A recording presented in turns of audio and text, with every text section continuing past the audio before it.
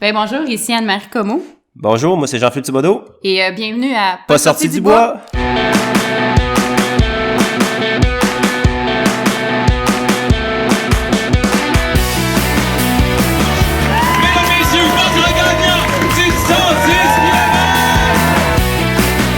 Si tu commences à te sentir bien en courant un ultramarathon, fais-toi-en pas, ça va passer. Grand champion du 125 km! Oh, que j'avais hâte de vous parler du petit nouveau de NAC, les mélanges pour boissons Ultra Énergie, des nouveaux drink mix spécifiquement développés pour les athlètes d'endurance qui viennent en 2 saveurs, melon d'eau et lime. Tu pognes ton sachet, tu le mélanges dans 500 ml d'eau et paf! 650 mg d'électrolytes, 8 g de protéines, 1300 mg de BCAA, 55 g de glucides et 250 calories. Puis au-delà des chiffres, maudit que ça goûte bon.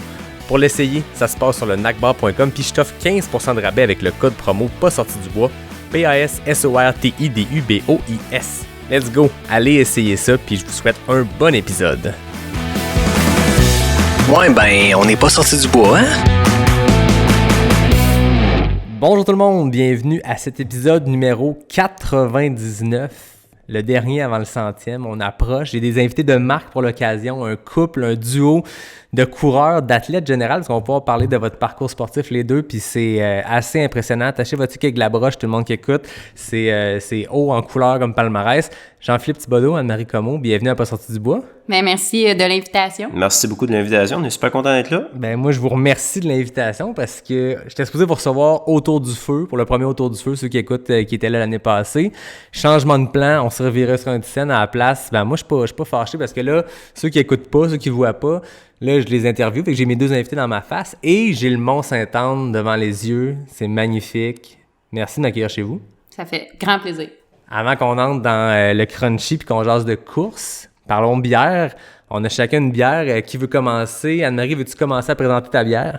Ben dans le fond, moi, j'ai opté pour la Isa des Chutes. Je suis pas une grande fan de bière, mais je suis une fan de bière légère, là, qui est pas trop alcool. Fait que c'est ça que j'ai choisi pour ce soir, en ce mardi soir, donc. On est sage. Ben, en tout cas, toi, t'es sage.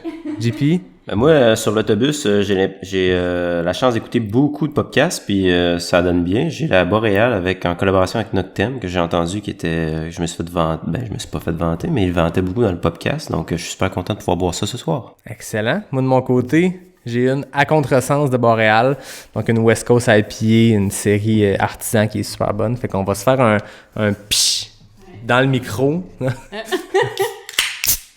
Et voilà. J'aime toujours ça quand je dis ça, qu'on parle de bière puis qu'on est là à se dire, il y a du monde qui vont écouter ça à 4h, 5h du matin en faisant leur run matinale. Ils n'ont pas encore bu leur premier café puis nous on est là à leur faire des C'est important qu'ils sachent que là, il est 4h du matin présentement. Voilà. Fait que, on starte bien notre journée. Écoute, En fait, on voulait enregistrer pile à l'anniversaire d'Anne-Marie. Puis comme tu as eu ta fête à minuit, on s'est dit on va faire ça avant de commencer la journée. Fait qu'il est 4h du matin au Mont-Saint-Anne. Exactement. Je disais que je voyais le Mont-Saint-Anne, mais en fait non, il fait noir. Première fois que je prends une bière aussitôt. On niaise, mais c'est réellement ta fête demain. Oui. Donc, au moment d'enregistrer, au moment de diffuser, ça va déjà être dans ta 26e année depuis plusieurs jours, mais bonne fête. Ben merci. Je suis sûr que les milliers d'auditeurs à l'écoute te le souhaitent aussi. Si vous courez dans le bois présentement, je vous incite à crier ou à chanter bonne fête, Anne-Marie. Si moi je cours à un moment donné et j'entends du monde au loin crier, je vais être vraiment content. Mission accomplie. Donc, voilà. Ben merci beaucoup. Comment aller, Jean-Philippe? ouais, j'étais en train de prendre une petite gorgée, c'est un charme, ça. C'est bien le fun. Ben, en fait, moi, je suis un gros fan de la microbrasserie Noctem, puis je te dirais que ma bière préférée, c'est pas mal la IPA du Nord-Est, donc Boréal, je suis assez fan aussi, donc ouais, j'ai rien... Belle combinaison. Belle combinaison. En plus, t'as un verre du QMT. Ouais, un petit verre de... Quand j'ai fini, parce que c'est le verre finisher, le QMT 10 que j'ai fait en 2019, qui m'a ouvert la porte pour les championnats du monde en Pentagonie, la même année, avant la pandémie. Donc, on fait ça en grand soir. On fait ça en grand. Marie, t'as un verre de Boréal. Moi, j'ai un verre du Gaspésia. Gaspésia 100, que j'avais gagné le par étapes. Ouais. Ouais. S'il y en a qui se rappellent, je pense que j'ai raconté à 2-3 épisodes la fois que je faisais le crew pour mon ami Dom, qui est un ami commun avec Jean-Philippe. Puis j'ai raconté qu'il y a une année, en 2019, où le Gaspésia, ça s'est roulé vite en sacrement. Toi, t'étais sur le trans percé. Avec un certain Mathieu Blanchard. Je sais pas si les gens connaissent. Je sais pas si vous connaissez ça. C'est ça, quand tu finis 3e à l'UTMB, c'est pas assez haut pour que le monde te connaisse, mais... Non, c'est ça. C'est un ouais. peu obscur comme nom, mais... Puis quand je raconte cette histoire-là, moi, ça me fascine toujours parce qu'à un moment donné, on était au ravito à suivre Dom qui était pas loin de vous. Puis les ravitaux étaient pas prêts. Puis c'est pas contre l'organisation, c'est que vous étiez comme 1 heure d'avance après 15 km sur les meilleurs temps qu'il y avait jamais eu. Fait que vous arriviez dans les ravitaux puis il y avait rien. Je me rappelle avoir donné de l'eau à Mathieu parce que il y avait rien. Ouais, en plus, Mathieu, cette journée, il y avait pas de matériel obligatoire. Fait que il y avait... Moi, j'avais disons, été intelligent parce que vu que c'était un 55 km, j'avais mis ma veste d'hydratation, étant donné que j'étais nouveau dans le sport. Mais Mathieu était plus expérimenté, puis il était parti, lui, à sec. Donc, c'est sûr que... Pas de ravito à sec. Pas de ravito à sec, hein? Ouais. Ça change un peu la donne. Bon, salut Jeff Tapp, l'organisation du Gaspésia, parce que au moment où cet épisode-là va paraître, on va être tout près du Gaspésia, une superbe course que j'encourage tout le monde à aller vivre une fois ou deux Super ou 5. événement, mon Jeff. Continue le travail, c'est vraiment merveilleux. Il y a de quoi d'unique qui se passe, là. Toutes les courses sont uniques, mais il y a de quoi de bien caractéristique à cette région-là qui se passe, là. Fait que on les salue, on les remercie d'organiser ces événements-là de fou. Anne-Marie, j'ai goût qu'on commence par toi, que tu nous parles un peu de ton parcours sportif, parce que c'était la 3e olympienne que je reçois. J'ai reçu une certaine Lynn Bessette, Marco Bédard, et bon, c'est ma 2e invitée olympienne sur ski, parce que Marco, c'était le biathlon. Toi, c'est en ski de fond. Mais reculons, parle-nous de ton parcours sportif, le ski, la course, tout ça. Dans le fond, là, je vais essayer de faire ça bref parce qu'il y a eu beaucoup de choses qui s'est passées, là. Non, tu peux prendre ton temps, c'est vraiment intéressant. Du moment que, dans le fond, j'ai commencé le sport, peut-être vers 12-13 ans, là, puis mes parents étaient très sportifs à la base, donc ils nous emmenaient, là, à faire du vélo, du ski, surtout du ski alpin au départ, puis un jour, ils nous ont ils nous ont fait découvrir le ski de fond, dans le fond, fait que du moment que j'ai mis des skis de fond la première fois, là, j'ai tombé en amour vraiment avec ce sport-là, puis j'ai commencé là à m'investir dans les petits clubs là du Mont-Sainte-Anne comme Jack Rabbit que ça s'appelle. Donc j'ai fait là, c'est ça, là, j'ai débuté comme ça dans les cours de groupe le dimanche, puis par la suite j'ai comme évolué dans le ski de fond plus au niveau régional. Donc j'ai changé pour le club nordique Mont-Sainte-Anne que ça s'appelle. Donc c'est un club plus qui supporte les jeunes au niveau, c'est ça, régional, provincial. Donc c'est ça, je faisais beaucoup de Coupe Québec, Coupe régionale. Puis l'âge, je me souviens pas exactement, mais j'ai rentré dans le centre Pierre-Hervé vers l'âge de peut-être 17-18 ans pour rester là pendant 2-3 ans à peu près. Puis là, c'est ça, là, je compétitionnais beaucoup à l'international. J'ai vu là plein d'endroits un peu partout. Puis on faisait là, beaucoup là aussi de camps d'entraînement. Puis tu sais, j'investissais mon temps pas mal en ski de fond. Tu sais, même je continuais à courir à travers tout ça, là, mais mon temps était investi dans le ski. Puis après ça, j'ai eu une blessure à l'épaule là, en 2016 peut-être là.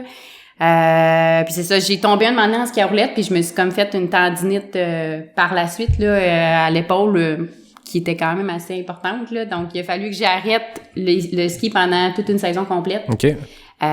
Donc ça m'a apporté là, tu sais c'est pas tant le fun quand tu prépares tout ton été.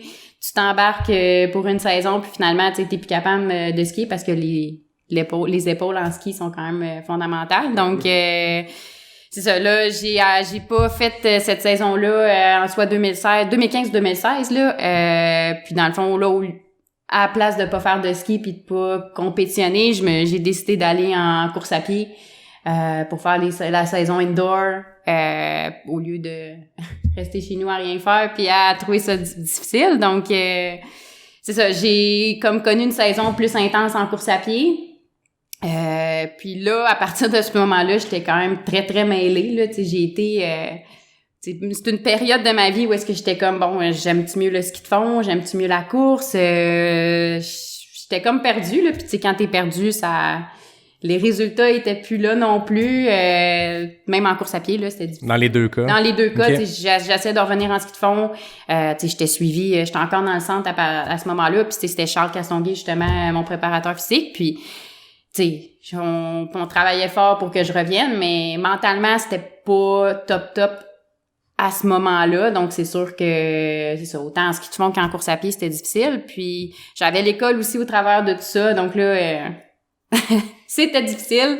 Fait que là, j'ai comme décidé de sortir du centre Pierre Harvey pour comme me concentrer à la course parce que c'est comme l'avenue que j'avais comme choisie que finalement je me disais que j'allais être plus heureuse, mais c'était tout le temps un peu ambigu là, tu sais, je faisais de la course, mais en même temps quand ça allait moins bien en course à pied, je me disais bon, j'aurais dû choisir le ski, tu sais, c'est facile à dire Ouais, c'est ça. après coup là, tu sais, quand tu sais, je remettais tout le temps sur l'autre sport, donc j'étais très mêlée. Puis dans le fond, quand il y a eu les sélections Mont-Sainte-Anne en 2018, ça faisait 2 ans que j'avais pas fait de compétition de ski parce que, entre autres à cause de mon épaule, mais aussi à cause j'avais décidé là, de me concentrer sur la course à pied. Puis c'est ça, il était au Mont-Sainte-Anne, donc là j'ai décidé de comme les essayer. Puis j'ai décidé ça peut-être 3-4 mois avant les sélections, là, donc pour me remettre dans le bain un peu, j'étais allée faire des courses dans l'Ouest canadien pour comme refaire un peu des compétitions. Puis ben là, je me suis comme sélectionnée aux sélections du Mont-Sainte-Anne. Tu sais, j'étais très en forme, comme beaucoup de journalistes après, ils me demandaient, tu sais, comment t'as fait?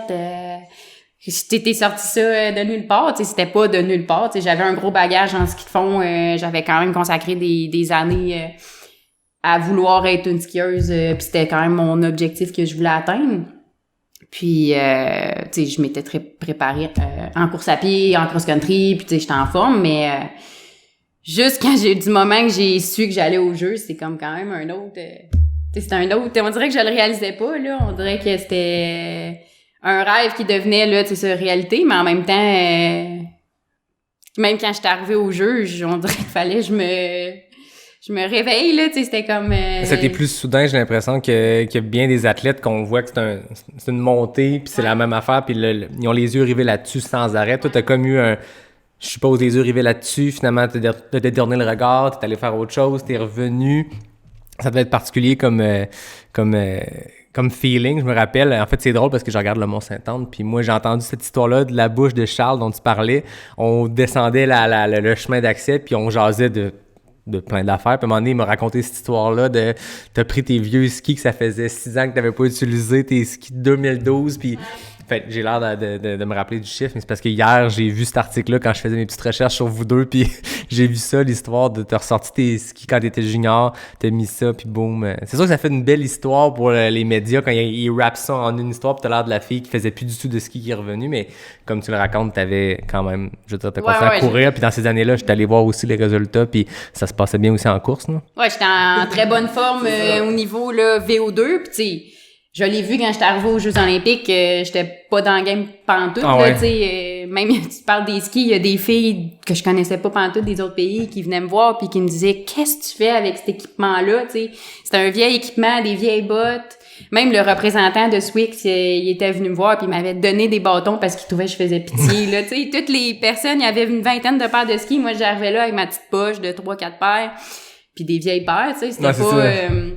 les paires de l'année. Fait que, tu sais, c'est sûr que côté équipement, j'étais pas top, mais en même temps, tu sais, juste vivre l'expérience, je l'ai vécu à 100%, puis tu sais, j'étais tellement contente de pouvoir vivre ça, puis même surtout en ski de fond, là, tu sais, ça a quand même été, comme j'ai dit tantôt, un rêve que je voulais, là, depuis que j'étais tout jeune. Fait que je l'ai pris. Les résultats étaient pas excellents, parce que c'est sûr, tu sais, j'avais pas consacré 4 ans de ma vie à focusser sur le ski puis tout ça, puis je sais que j'aurais pu probablement mieux performer si j'avais mis les efforts dans le ski, mais en même temps, tu sais, j'étais contente puis de vivre ça aussi, là, fait que...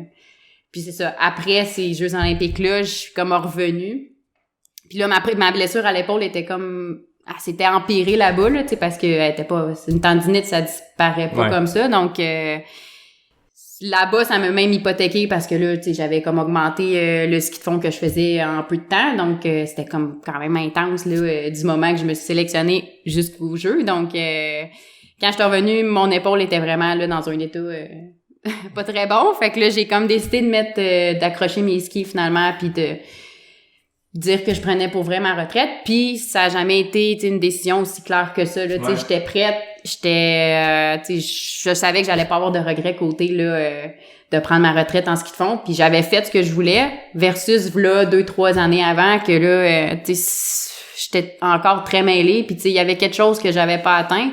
Puis même si je l'avais pas atteint, ça veut pas dire que je serais revenue en ski de fond. Mais juste le fait d'être allée au jeu, j'étais sereine avec ma décision, puis après ça, j'ai mis les souliers de course, puis là, j'ai investi mon temps là-dedans depuis ce temps-là. Et depuis le sentiment d'attendre deux chaises, t'es comme allé au bout de ce rêve-là, puis t'as vécu l'expérience olympique. C'est drôle parce que j'ai reçu des Olympiens, mais j'ai pas tant parlé de l'expérience olympique elle-même.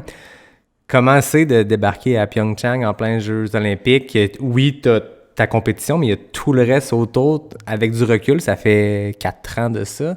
C'est quoi tes meilleurs souvenirs? C'est quoi ton feeling par rapport à cette expérience olympique-là en tant qu'athlète?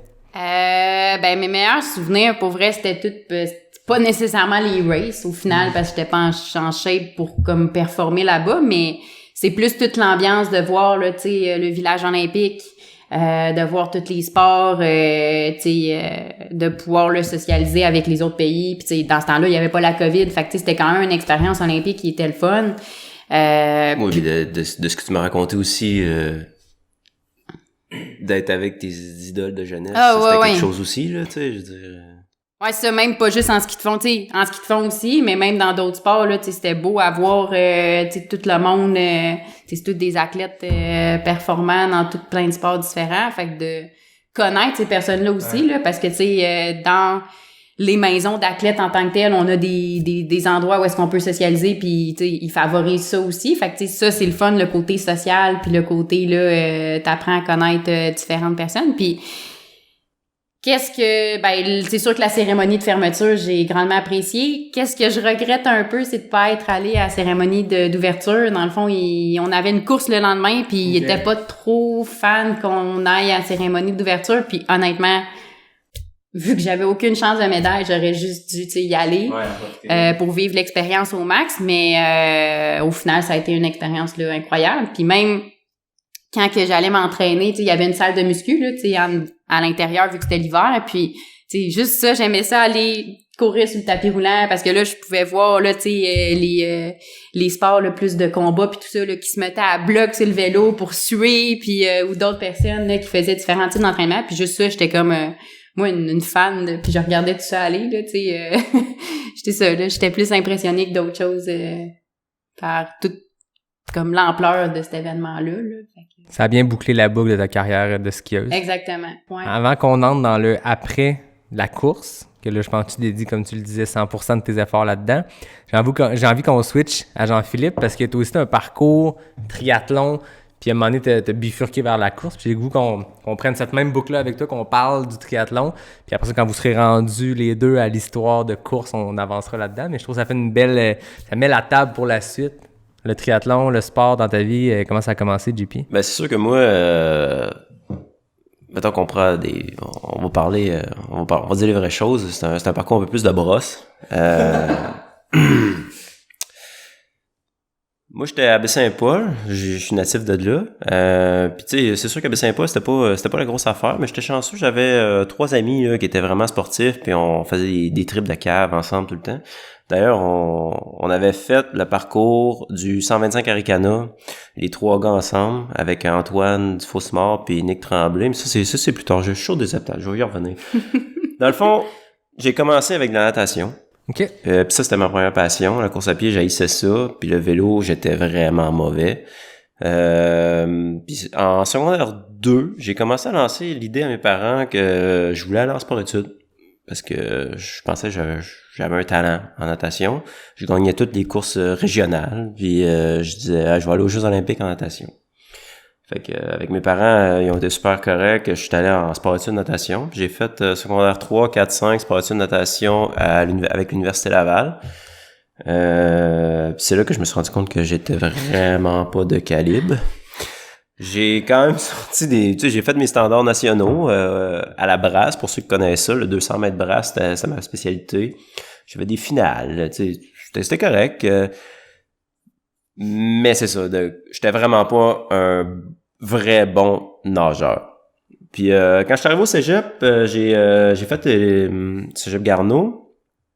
J'ai embarqué dans l'équipe de cross-country, puis c'est un autre de mes amis, David Gagnon, qui m'a dit « Hey, tu devrais essayer le triathlon, tu nages vraiment trop fort pour un triathlète, puis tu cours vraiment naturel. » Mais pas assez bon pour être un nageur. Exactement, j'étais pas assez bon pour être nageur, mais pour être un triathlète, j'étais vraiment de calibre. Puis là, c'est là que j'ai commencé ma transition vers le triathlon, donc en cégep première année. Puis c'est là aussi qu'on a commencé à faire un petit peu des conneries avec mes deux chums de gars de Baie-Saint-Paul, Antoine puis Nick. Puis on était déjà vraiment poussés vers l'ultra. Là. C'est ça, nous autres, on était de Charlevoix les trois, puis on a commencé là avec la traversée de Charlevoix. On a fait le parcours d'Aricana quand même je pense que c'était 19 heures, la monte arrêtée. OK. Donc c'est sûr qu'avec les arrêts, on était monté à 23 heures. Là. Mais tu sais, la monte arrêtée, c'était à 19 heures. Pour un plan de chum qui partent les trois ensemble, c'est quand même un... C'est ça, c'était vraiment chill. Je me souviens, les trois gars, on pleurait après, on comprenait pas ce qui se passait. Nick Antoine était blessé. Moi, j'avais été le premier à bunker à 50 kilos. Ah non, ça avait été vraiment, là, toute qu'une aventure. Mais c'est là que ma passion pour le sport d'endurance a commencé. Puis ça, cégep, j'ai switché pour le triathlon, puis tout de suite, j'ai été élite. J'ai été chanceux, là, tu sais, mes parents m'ont aidé beaucoup, j'ai eu tout de suite du beau matériel, puis j'ai fait tout de suite des courses au niveau panaméricain. J'ai gagné une médaille au championnat canadien U23, donc là, déjà là, je commençais à rentrer dans ma machine, mais j'étais pas 100% heureux avec le triathlon sur route. Puis c'est à ce moment-là que j'ai décidé de vraiment faire le saut vers le triathlon hors piste. Okay. Fait que ça, c'est natation, vélo montagne et course en montagne. Et là, c'est là que j'ai vraiment découvert ma passion aussi pour la trail, évidemment. Puis c'était vraiment... là, c'est là que j'ai commencé à aller à la trail de la Clinique du coureur, parce que ça fitait bien dans mon horaire. Et puis, j'ai viré pro en Xterra. J'ai quand même eu de la chance. J'ai tombé sur un bon monsieur, un propriétaire d'une compagnie de vêtements qui m'a vraiment encouragé. J'ai eu la chance de faire des belles courses au travers le monde. En 2017, j'ai été 100% pro. J'ai fait, je suis à l'aise de le dire, là, j'ai réussi à faire 26 000 $ canadiens avec les bourses. Fait que tu sais, c'était pas assez pour vivre, mais c'était assez pour avoir vraiment un beau trip. J'étais allé à 5 championnats du monde. Fait que là, j'ai l'air d'un gars qui se vante, mais tu sais, c'était pour faire. Non, mais c'est fun parce que c'est de quoi qu'on n'entend jamais. On dirait que cette talk-là, en tout cas, ça, je vais partir sur une chire, mais des fois, je trouve qu'au Québec, on a de la misère à jaser de ces choses-là. Puis j'écoute des podcasts américains, puis tu parles à des coureurs de l'ultra qui... C'est pas un sport où tu te mets riche, mais c'est un sport où personne n'en parle. Des fois, on rentre dans ce sujet-là, mais je me dis, go, parlons-en. Je veux dire, c'est tough être athlète pro au Québec dans des sports autres que la NHL puis l'Impact. Là. Bon, on le voit. C'est tellement un beau sport, tu sais, ben oui. etc. Moi, genre... Puis, tu sais, en même temps, j'étais pas le meilleur athlète. Ça, c'était correct. Je le savais. Écoute, je serais pas allé aux Jeux olympiques, puis j'aurais pas fait de championnat du monde. Peut-être des championnats du monde... en triathlon, tu sais, une année qui avait moins de calibre, tu sais.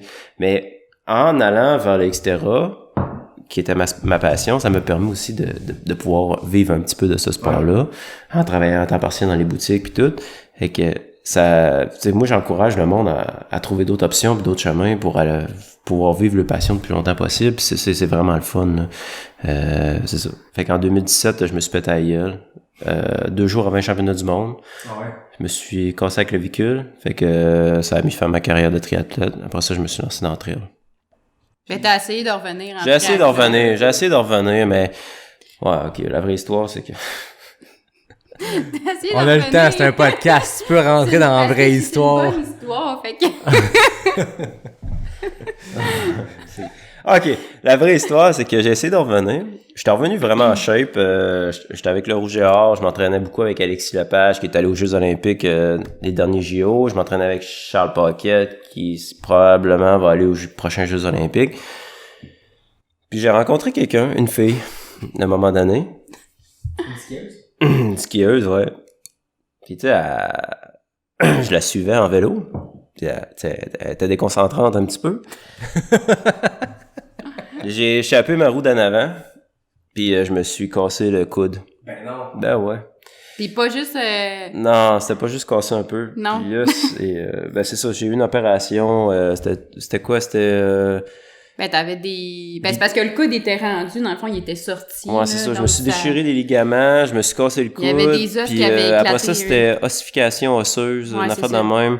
Fait que j'ai jamais été capable de vraiment renager à cause de ça. Fait que c'est pour ça aussi que je me suis lancé vers la trail après Avec ça. la combinaison de la clavicule, l'arrêt, le retour. Ouais, là, le je me coude, suis dit, c'est assez. Puis, tu sais, aussi, je commençais à être pas mal endetté, là, tu sais. Ouais. Ça, c'est la vraie histoire aussi, là. La carte de crédit a commencé à être écœurée, puis, tu sais, c'était bien beau d'avoir mon père que, tu sais, mettons, normalement, je suis au Costa Rica, puis j'ai appelé mon père, puis là, j'ai dit, j'ai même pas eu besoin de rien dire, j'ai dit combien. Parce qu'il savait que j'étais mal pris, que j'étais à l'autre bout du monde. J'étais pas à l'autre bout du monde, j'étais au Costa Rica, mais il reste que j'étais là avec mes 2 bicycles, carte de crédit loadée, je pouvais pas rien faire. Fait que, tu sais, à un moment donné, c'est ça, c'est d'essayer d'aller chercher une qualité de vie.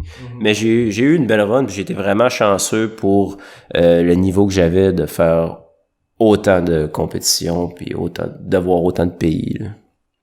C'est le fun de voir le chemin qui mène à la course. Après, dans les mêmes années, tu sais, toi, t'es revenu de Pyeongchang, c'est 2018. Ouais, dans le fond, j'étais revenue en 2018, puis on s'est rencontrés en, genre, 2018, mais comme en mai-juin. La dans bêche, ces le eaux. Bessic, c'est en 2018 aussi, le Ouais, plantage. c'est, Hein. Pas longtemps après. Ou 2018. Par chez nous à Beauport, on Ouais. disait qu'on se bêchait en Bessic, mais Ouais, je on sais se pas bêchait en si... Bessic. C'était au Là, je me suis Mont-Saint-Anne. bêché je au vais pas dire Mont-Saint-Anne. où, mais... Non, faut pas dire où, parce que il y c'est un avait peu pas grand- gênant. C'est quasiment Jean Larose, tu sais. Ça s'appelle l'agent Larose. Fait que, il y avait pas de grands risques là. Fait que 2018 a été tes débuts, le moment où tu t'es dit je me focus 100% sur la course. Ouais. Là, je sais qu'aujourd'hui, t'as fait beaucoup de cross-country à l'Université Laval, t'as fait de la piste. À ce moment-là, t'étais-tu aux études? À quel moment t'es rentré dans l'équipe à l'Université Laval? Dans le fond, en 2018, j'étais avec l'Université Laval, puis juste à cause du ski de fond, tu sais, j'étais pas jamais à temps plein aux études, là, tu sais, je gardais tout le temps des cours, mais tu sais, c'était soit 2 ou 3 cours par session. Fait que, tu sais, j'ai commencé mon bac en 2016, puis tu sais, ça a été, ça m'a pris 4 ans. Dans le fond, je l'ai fini la session passée. Non, là, 1 an. Fait que, tu sais, ça a été quand même long, là, à finir. Puis, c'est ça, en 2018, j'étais encore en train de finir mon bac. J'étais avec le Rouge et Or, là, cross-country. Puis, même là, cet automne, j'étais encore avec le Rouge et Or cross-country. Puis, l'automne prochain, non. Étant donné que là, je commence une maîtrise en fiscalité, puis ça te donne juste à l'Université de Sherbrooke. Donc, OK. Switch-tu d'équipe ou... Probablement pas. OK. Mais c'est ça, fait que je vais plus pouvoir courir pour le Rouge et Or, mais anyway, il me restait, je pense, 1 année là, d'éligibilité pour courir. Mais ça a été, tu sais, le cross-country demeurait la saison que j'adorais aussi, là, tu sais, même quand je faisais du ski de fond, là, c'était une saison que je tripais, fait que j'ai bien aimé faire le cross-country. Il y a eu des moments plus difficiles, là, en cross-country, juste... là, je débarque un peu du sujet, mais juste l'automne passé, tu sais, j'ai pu seulement faire une course de cross-country à cause d'une grosse blessure. Fait que, tu sais, ça a été quand même difficile. Puis j'ai eu beaucoup de blessures. Le moment que je me suis décidée de me mettre à la course, j'avais comme jamais vraiment connu là des blessures en ski, à part la tendinite, mais tu sais, ça, c'était en raison d'une chute. Tu sais, c'était pas en raison d'une surutilisation ou quoi que ce soit. Fait que, ce qui fait, on était habitué de s'entraîner, là, tu sais...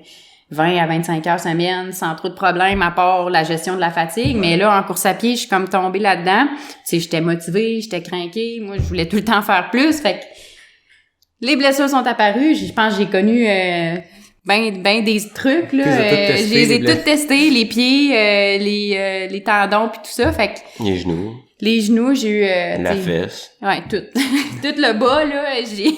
T'ouvres le livre de la clinique du coureur avec les blessures Oui, de ça. coureur, Ouais. tu peux comme témoigner. Oui. Ouais, on a le livre à Blaise en blanc, d'ailleurs.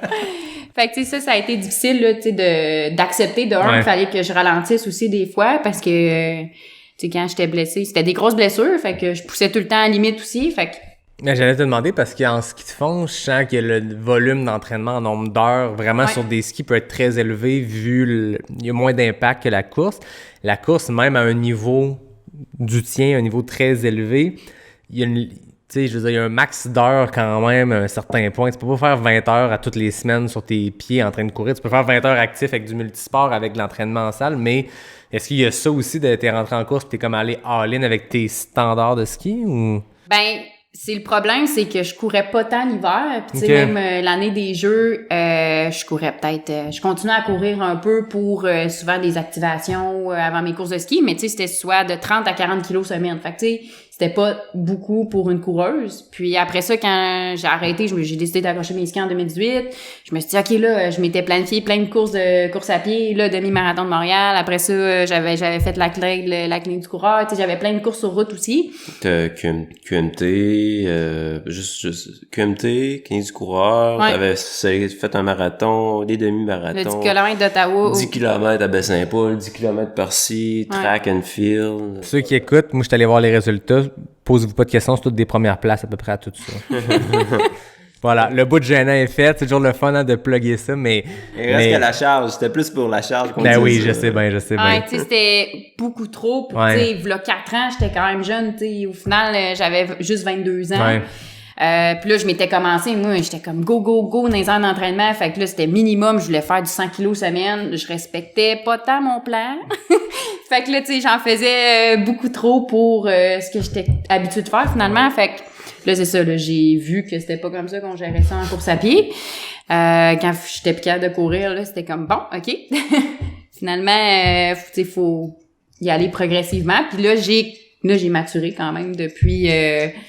à force d'en faire de la course, si on apprend à se connaître aussi, qu'est-ce qu'on est capable d'absorber en tant que coureur, puis là, ça, j'ai réussi à à apprendre plus à me connaître. Juste, on entend ça, André? Je sais pas, ça, on l'entend. Si les gens se demandent c'est quoi, c'est... C'est un chat qui est dans le bois de l'eau. Hein.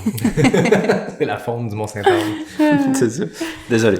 Mais, ouais, fait que j'ai eu des blessures, mais depuis là que je respecte plus un peu tu sais, mes semaines d'entraînement, puis tu sais, je fais pas 20 heures de course semaine, là, tu sais, ça je le suis quand même là rigoureusement puis tout ça, puis j'aime ça faire d'autres choses. Tu sais, je continue à faire du vélo, faire de la marche en montagne. Tu fais encore du ski de fond l'hiver? J'en fais encore, juste la blessure que je t'ai dit tantôt, je me suis déboîté l'épaule à l'automne dernier, fait que ça a été difficile côté pour le ski de fond.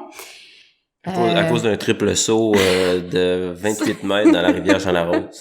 Non, dans la rivière Saint-Anne. Ouais. Non, ça a été une grosse niaiserie. Fait que je me suis déboîté l'épaule, puis là, c'est ça. Ça a été quand même rough revenir de ça. Puis donc, ça, cet hiver, j'en ai pas tant fait, là. Je pense 3-4 sorties. Mais sinon, je demeure que d'habitude, là, l'hiver d'avant, pendant la COVID, j'en faisais quasiment tous les jours, là. Tu parles au micro? As-tu de quoi raconter? Elle va pas miauler encore. Puis, tu sais, cross-country, t'as fait de la piste, puis on le voit aussi dans tes résultats en ce moment, tu sais, autant sur du 10-15 km route, t'as gagné les Pichoux cette année, t'as fait des gros temps sur demi-marathon. C'est quoi les objectifs en ce moment? Je sais que t'as du trail aussi à travers, là. Je veux dire, en 2020, vous avez fait couler un peu d'encre. J'étais retourné voir des articles de Distance Plus où vous aviez complètement éclaté les records du Arikana Lone Wolf, fait que ça se passe bien. Ouais.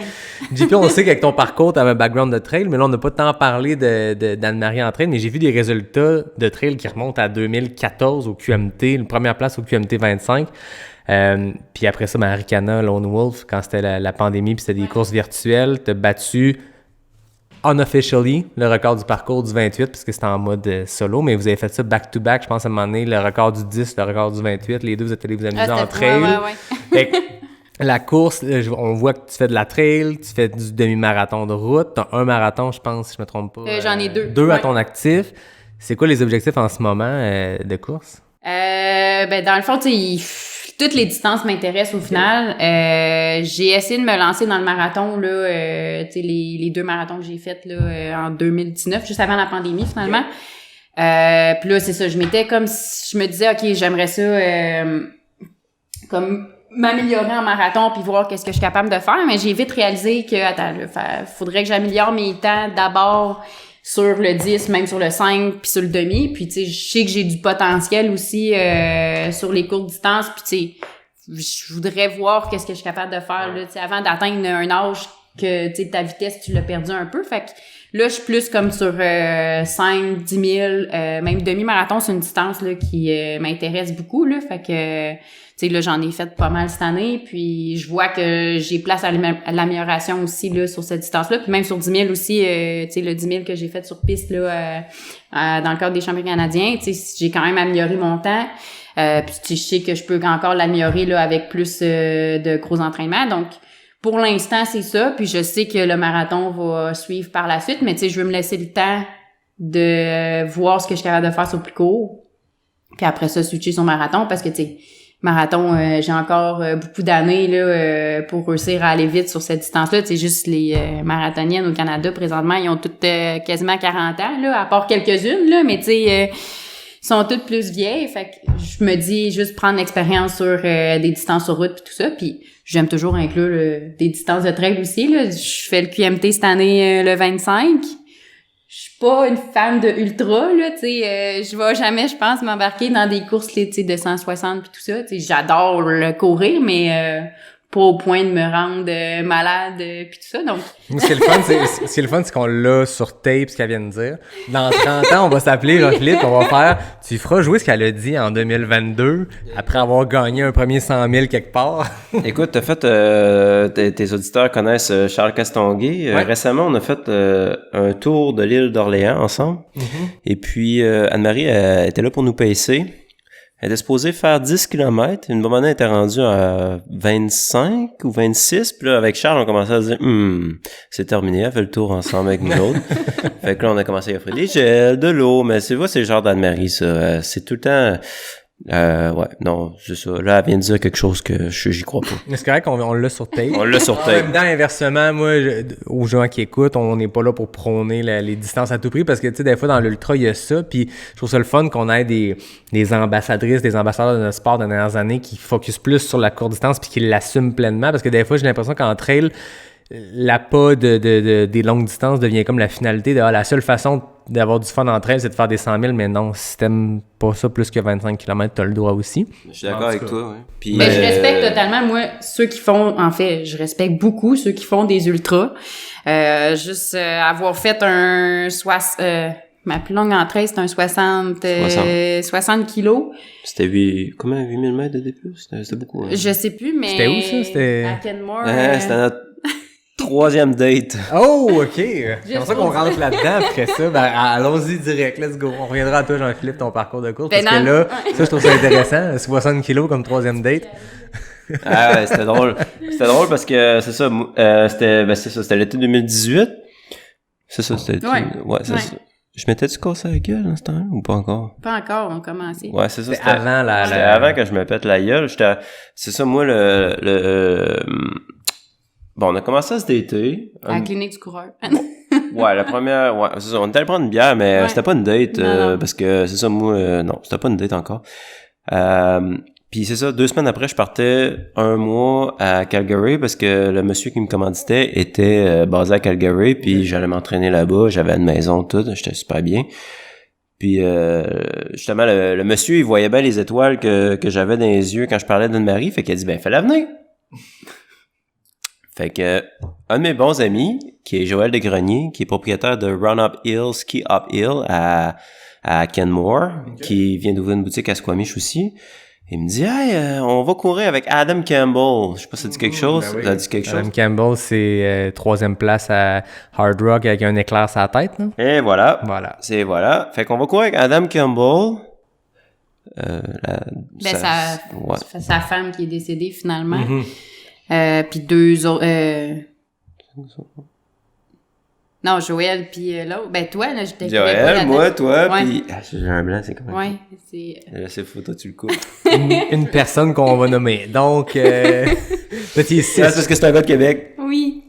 Je suis pas très bonne avec les noms à Moi base, non plus. donc... T'es un si bon gars, c'est Moi, pour tu ça. vois comment je manque les noms, ça fait comme des années que je sais t'es qui, puis tantôt j'ai comme fait Jean-Philippe, OK, ben... En tout cas, fait que, bref, on était on enregistrera à la fin si ça vous revient.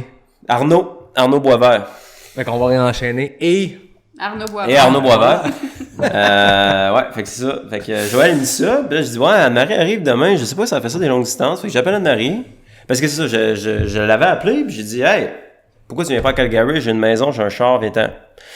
Fait que j'avais dit oui. Fait qu'elle avait dit oui. Elle me filait aussi. J'étais pas le seul qui avait des étoiles dans les yeux, je Non. crois. Non, c'est ça. Puis là, j'ai dit, OK, qu'on parfait. aime ça. Fait que là, j'étais bien, blablabla. C'est 2 semaines, peut-être, elle arrivait 2 semaines après que moi, j'étais déjà là. Puis là, je l'appelle la veille quand elle était dans l'avion. Je dis, hey, demain, ça te tente-tu courir 60 kilos, tu sais? Puis c'est ça, c'était comme notre 3e date, puis on était allé courir 60 kilos. On avait appris à se connaître pas peu parce que moi, j'étais en shape de 10 km. Puis La plus longue sortie, c'était peut-être 30 km, là. Fait que c'était un bon... Ouais, puis c'était vraiment c'était pas un 60 km plat, là, c'était un allée, c'était le Rock Wall, si vous ceux qui connaissent le Rock Wall. Très belle trail, mais... C'est vraiment beau, mais c'était en altitude, puis c'était ça, c'était comme quelque chose comme 6 ou 7 000 de D+. En tout cas, les deux, on était blessés le lendemain. Ouais. Fait qu'on est allé prendre de la bière sur le bord d'un lac au lieu de se faire du sport. C'est ça. Puis c'est ça, là, quand j'ai fait, justement, c'est ça, tantôt, je respecte le monde qui font des trails, parce que de l'ultra, là, parce que juste 60 kilos-là, quand il me restait 10 kilos, j'étais bunké raide, puis je me disais, tabarouette. Comme après ça, quand j'ai connu Jean-Philippe qui a commencé à faire de l'ultra, des 125, des 160, il m'aurait resté 100 kilos. Pas de 160. Ben, éventuellement. Fait que...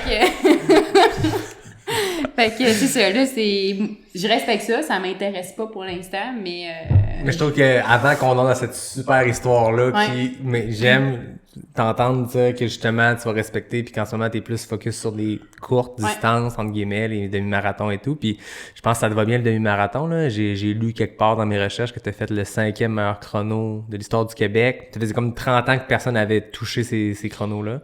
Fait que ça se passe relativement bien sur le demi-marathon.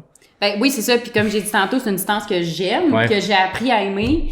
Puis tu sais, comme dans le monde de l'ultra, c'est très court, mais en même temps, ça demeure sur la route que c'est quand même une bonne distance. Puis je sais que, tu sais, ma mère, c'est le record du Québec, là, sur demi-marathon. Donc, tu sais, j'essaie d'améliorer mes temps pour...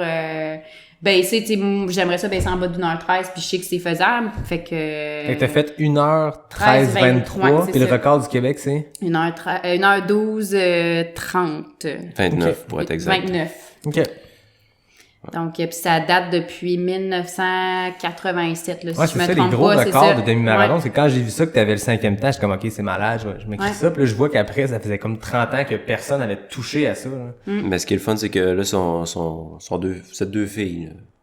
Ouais, ben, comme Elissa Legault, là, sûrement que t'as déjà, t'as vu ça sûrement en fin de semaine, mais, tu sais, là, elle a pris une très grosse coche sur route. Puis, c'est ça qui est le fun aussi, là, parce qu'au Québec, des filles qui courent des distances, il y en a pas. Puis, tu sais, juste moi, je m'entraîne la plupart du temps tout seul parce que même dans l'Université Laval, des filles qui courent plus que 10 kilos, il y en a pas tant que ça. Puis, je focus pas tant sur la track non plus. Tu sais, j'en fais des courses sur track, mais c'est pas ma priorité. Donc, tu sais, c'est beau à voir. C'est le fun à voir qu'il y en a qui se développent. Puis juste elle, tu sais, je l'ai vu courir à Ottawa en fin de semaine. Puis... Et Elissa, elle a fait le marathon, non? Ouais, c'est ça. Mais 2h33, ça commence à être... Tu sais, c'était très impressionnant. Puis à la voir courir, j'étais... Tu sais, je lève mon chapeau parce que elle était dynamique même à 40 kilos, puis je voyais toutes les autres, puis j'étais comme... Ils courent pas pareil, puis c'est impressionnant, puis c'est le fun à voir. Fait que... Et il y a des belles choses qui sont passées à Ottawa. Je connais moins le monde de la route, mais j'ai quand même, comme n'importe quelle année, tu check Ottawa parce que tout le monde est là, puis Canadienne qui a fini la première femme. Elissa, elle a fini 2e. 2e overall, fait que tu sais, c'est quand même impressionnant à ce niveau-là. Toi, de ton côté, t'as fini 6e au 10 km. Ouais. Ça a été une course tough. Ottawa, je trouve ça tout le temps dur. C'est, tu sais, je veux pas mettre la faute sur la température, là, mais on dirait que j'ai de la misère à gérer là, l'humidité d'Ottawa. Puis, mais c'est tôt dans l'année pour se pitcher dans des canicules, parce que année après année, Ottawa est toujours assez chaud. Puis en mai, les gens du Québec, ça fait longtemps qu'ils ont eu de la chaleur. On n'est pas tant habitués, donc c'est ça. Je l'ai trouvé tough, puis j'ai aussi une grosse session... cette session-ci, fait que tu sais, il y a peut-être un peu de fatigue à travers tout ça, mais j'étais contente de le faire juste pour l'ambiance aussi, là. À chaque fois que je fais Ottawa, je suis comme, le départ, c'est incroyable, puis la quantité de monde aussi, là. Donc, puis 34-20, c'est pas gênant. Non, j'étais quand même très contente de ça aussi, là, fait que c'est ça.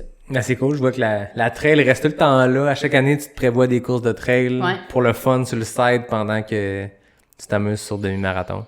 Ouais, On mais fait là... pas mal toute notre préparation. Hein. Ben, moi, c'est sûr que je fais toute ma préparation en trail. je cours pas en trail. Marie, t'es souvent en trail. C'est pas de la gros... Ben, Mont-Saint-Anne, c'est quand même technique, Ben, mais tu vas pas dans Mestachibo, mais je veux Non. dire... Oh, mais il y a rien comme la Mestachibo. Non, mais c'est ça. C'est comme une affaire unique qui c'est un ovni dans le trail, Ça, point. Le Mestachibo est connu au Canada. Oh oui. Puis après ça, tu parles à des coureurs internationaux, t'écoutes des podcasts américains où ils reçoivent des coureurs québécois sur le site, puis sont comme, ouais, les trails au Québec, vous êtes des débiles mentaux. Ouais. Tu sais, il y a rien comme ça, je pense. En tout cas, pas dans les grands centres de course. Dans les Alpes, il y a pas ça. Dans l'Ouest, il y a pas ça. non. Aux États-Unis, c'est de la terre battue en switchback. Mais ici, il y a pas de switchback. Tu montes direct dans le track, puis c'est des racines. Des racines à niaiseux, pu mais finir. c'est pas pour rien que c'est assez compliqué de se trouver des souliers adéquats pour les trails du Québec. Parce que les souliers sont tellement rendus maximalistes que c'est compliqué de se trouver des bons souliers. Là. C'est parce que les grandes compagnies vendent beaucoup en Europe, dans les Alpes, où c'est hyper montagneux, mais où c'est, de manière générale, je veux pas généraliser, quand même assez roulant. On s'entend. Aux États-Unis, c'est une marque comme Oka, pour ne pas le nommer, ça reste qu'ils ont une grande offre pour ce type de course-là. Parce que, justement, tu sais, c'est Western States, c'est Hard Rock, c'est des courses qui sont assez roulantes. Puis... Exact. Ils ont un modèle qui fit bien pour nos trails, à mon goût personnel, mais après ça, tu checkes leur site, la section trail, t'es comme, ben ça, c'est cool, mais je peux pas porter ça dans des sentiers techniques au Québec, là. C'est-tu le nouveau qu'ils ont sorti? Ouais, avec plaque de carbone. Le Zenal? Ouais. Lui, il est pour... Ah, le Zenal, c'est pas plaque de carbone, mais ouais, il est cool.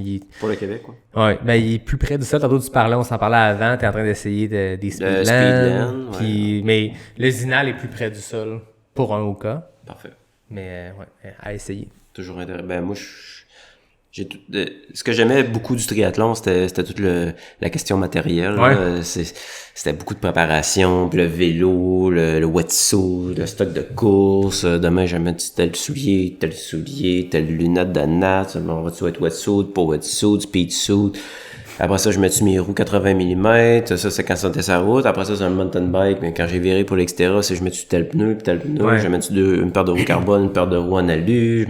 Fait que moi, en tout cas, j'ai tout le temps été un fan de matériel. Fait que c'est pour ça que côté souliers, j'étais encore très fan. J'aime bien ça, essayer plein d'affaires. C'est un trait qui est quand même commun, je trouve, dans le trail, les gens qui sont un peu fans de gear, parce que mais ça fait partie et tout le reste, tu choisis une course puis ça fait partie de la préparation de l'ultra. C'est ça qui est le fun. Je sais que le parcours, si les ravitaux sont proches, tu dis je peux courir léger parce que les ravitaux sont aux 7-8 kilos. D'autres courses comme le QMT où t'as des portions des fois un peu plus longues, à Ricana, des fois t'as quasiment 20 kilos en 2 ravitaux, ben c'est dur de courir léger quand il y a du matériel obligatoire qui est très nécessaire. Là. Je suis pas en train de faire un statement. Au contraire, s'ils demandent tout ça, c'est parce qu'à un moment donné, tu en as besoin. Ouais. Mais quand il y a 22-24 km entre deux ravitaux... Puis s'ils le demandent puis que tout le monde là, c'est pas un avantage puis c'est pas un désavantage pour personne, on s'entend là-dessus, c'est réglé. Exact. Voilà. On envoie... on va pas plus loin que ça. Mais juste, tu sais, parenthèse sur les ravitaux, là, juste sa première race d'ultra, c'est ça, 125 à Arcana. 2019, c'est ça? 2019, Ouais. Puis là... Cinquième, c'est ça? Ouais, j'avais fini 5e. J'avais vraiment géré comme un con, mais... Ben oui, j'ai fini 5e. Un beau baptême de l'ultra, quand même. C'est une grosse année, 2019. Oui, aussi, puis c'était dans mon patelin. Tu sais, moi, j'étais content. Toute ma famille était là. Ça remettait une belle expérience. J'ai été encouragé tout le long du parcours. C'était vraiment cool, là. Tu sais, le gérage... Avant ça, t'avais fait le transpercé, mais sinon, transpercé. Qu'est-ce que t'avais fait comme distance entre elles? 10 km. OK.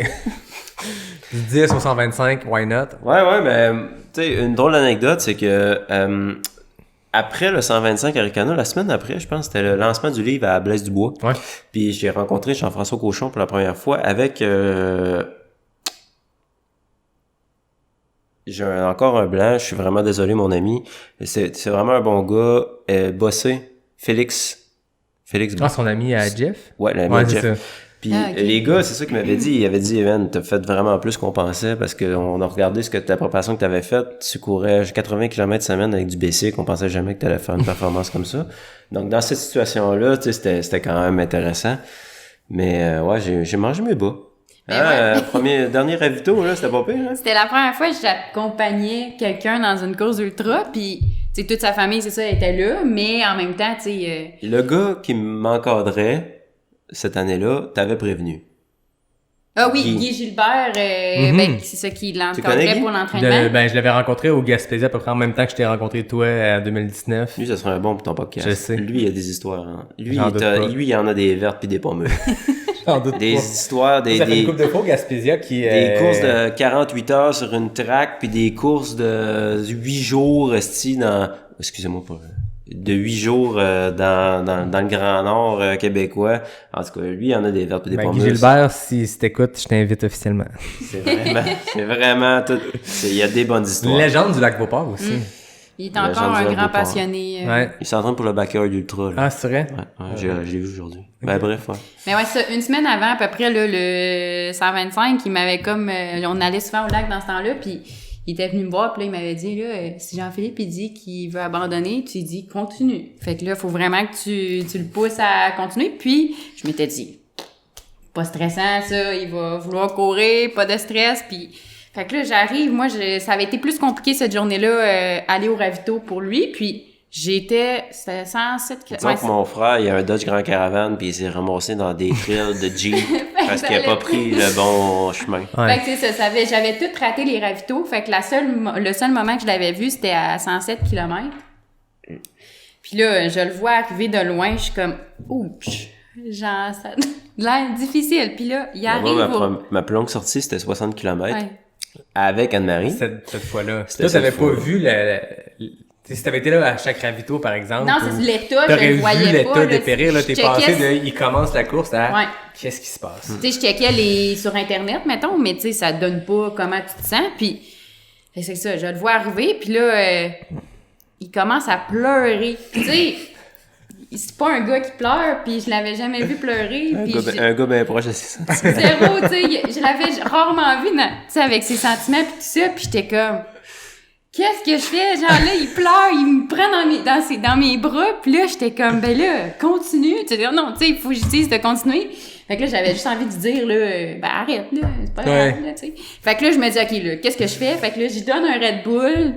Je me dis, ça va te grinquer, là. Puis là, il continue à pleurer. J'étais comme, ça l'aide pas tant. Fait que là, j'ai dit, let's go, là, tu sais, je sais pas, il te reste juste 20 kilomètres. Ben non, mais c'est ça, là, il me reste genre une grosse montée. Puis là, il capotait. La montagne noire. Oui, on la salue. Moi, je voyais ça. Très, très je comprenais pas, là. Je comprenais pas ce qui se passait. Fait que là, ben, tu sais, je l'ai encouragé. Sa famille était là aussi pour l'encourager. Puis, il y avait comme une bonne crew aussi qui, je pense, qui a aidé, là. Tu sais, je pense que ça fait une différence en ultra, là, d'être accompagné par les personnes que tu apprécies. Puis, juste quand je t'ai vu repartir, ta mère, elle a dit, je pense pas qu'il se rend jusqu'à la fin. Il marchait, il courait croche, courait, je sais pas trop si tu courais, là, tu sais, c'était... Mais finalement, je pense que t'as repris un Qu'est-ce qui se passait dans ta tête à ce moment-là, quand tu te rappelles-tu de ce ravito-là, comment tu te sentais? Ben... Je pense que c'est vide. Ouais, mais tu sais, il y a aussi... Il y a quelque chose d'incroyable avec l'ultra, puis c'est très rassembleur, puis moi, j'avais réussi à tout ce ravito-là, toute ma famille était là, les blondes, de mes frères, parce que nous autres, on est trois enfants, j'ai 2 frères, une sœur, le blonde était là, ma sœur était célibataire, était pas en couple encore. Mon frère avait amené son petit gars aussi, puis ce qui était drôle, ça je l'ai su par après, il avait amené plein de ses chums aussi. Pis ses chums étaient montés avec des caisses de bière, s'étaient déplacés, ils étaient complètement sous, mais c'est pas grave parce que moi cette journée-là j'avais une moustache à la Hulk Hogan, puis tous les amis de mes frères s'étaient fait des moustaches à la Hulk Hogan. En tout cas, fait que là, moi j'étais arrivé là, j'étais sauté, je comprenais pas ce qui se passait, puis je suis pas mal sûr qu'il y a plein de monde qui peuvent comprendre. Là. J'avais sous-estimé? Ouais, sous-estimé. J'avais vraiment sous-estimé la distance. Je m'étais dit, j'ai déjà fait ça avec mes chums de gars, ça va être facile, je suis en shape, je fais du bicycle, je te fais ça en ultra, ça sera pas de tout. Non. Mais c'est vrai qu'il était pas stressé, tu sais, même la veille, j'étais comme, stresse-toi, je sais pas, tu t'en vas faire 125. J'étais content de faire ça. C'était un beau défi. Ben, surtout que c'était dans Charlevoix. Ça faisait des années que je voulais le faire. Puis c'est ça, je suis parti, puis j'ai eu du fun. Je suis arrivé aux 60 km, j'étais là, j'avais du fun. J'ai rattrapé, tellement... Là où est-ce que je dis que j'ai mal géré, c'est que je suis tellement pas parti vite. J'étais loin en arrière. Moi, J'étais tellement stressé de sauter, mais finalement, j'aurais dû partir plus vite parce que j'aurais sauté pareil. Ouais. Mais j'ai rattrapé du monde tout le long, puis le monde y arrêtait. C'est là que j'ai rencontré Elliot, qui avait des problèmes gastriques. Il a pas été capable de finir cette année-là, mais tu sais, tu rencontres du monde, tu parles, tu dis, on court ensemble un bout, puis c'est le fun, puis il y avait l'Américain, je me souviens pas de son nom, il est rendu papa, tu parles, c'est vraiment un beau monde ultra, puis c'est ça, quand je suis arrivé au 107, ben là, j'ai vu toute ma gang, puis j'étais vidé. Il y avait rien d'autre à dire, j'étais vidé. J'étais vidé, j'avais mal géré, je comprenais pas ce qui se passait dans mes jambes, j'avais mal partout. C'est ça. Partout, là, tu sais, je veux dire, un ultra, c'est ça qui est malade. T'as mal aux épaules, t'as mal au chest, t'as mal au dos, t'as mal partout, tu comprends? Ça commence par avoir mal aux jambes. Mais ça dépend qui, mais moi, je sais qu'après 30 kilos, je le sens un peu. Après 50 kilos, t'es comme, ok, c'est là. Puis, à un moment donné, moi, quand je faisais des 50, 65 Arikana, j'étais comme, Chris, là, j'ai mal de même après 50. Ça va être horrible à 125. Puis finalement, je sens que ce mal de 50-là, il reste dans les jambes tout le long, puis il change pas. C'est ça qui est malade. C'est le reste qui embarque. Ouais, c'est comme le mal généralisé du fin de la fatigue. 125 Arikana, c'était pareil. Mon premier 100 000, t'as juste mal partout et nulle part, puis ça se mixe un peu, puis ça part, puis ça vient. Tu sais, le 125 Arikana, quand ils disent qu'il est pas technique, là. Hey, après, t'as le ravito à 60 kilos, là, au haut de gorge. La là, portion c'est roulant, après c'est le jet super bleu, beau, là. c'est roulant. Moi, je m'étais dit c'était pas technique. Je m'étais fait dire c'était pas technique. Ah ouais. Hey, excuse-moi, là. C'est peut-être ça le jet bleu, là. La montagne noire, c'est pas si pire, c'est roulant, mais il y a une portion, là.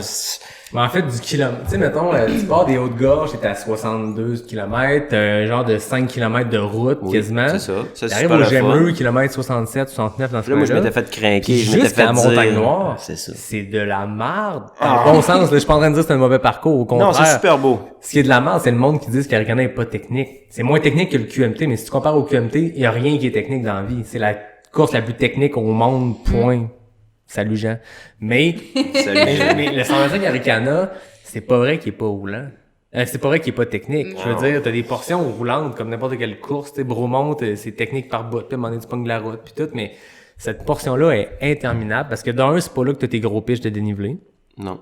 Fait que tu regardes sur papier, tu te dis, après le jet bleu jusqu'au coyote et tout. Ça va rouler. Ça va rouler parce que tu regardes la track. Pis La course est finie. Il y a rien qui se passe. T'as le Morehouse qui est un pic, t'as les Noyers, t'as la Montagne Noire, tu checkes le profil, tout ça c'est des gros pics.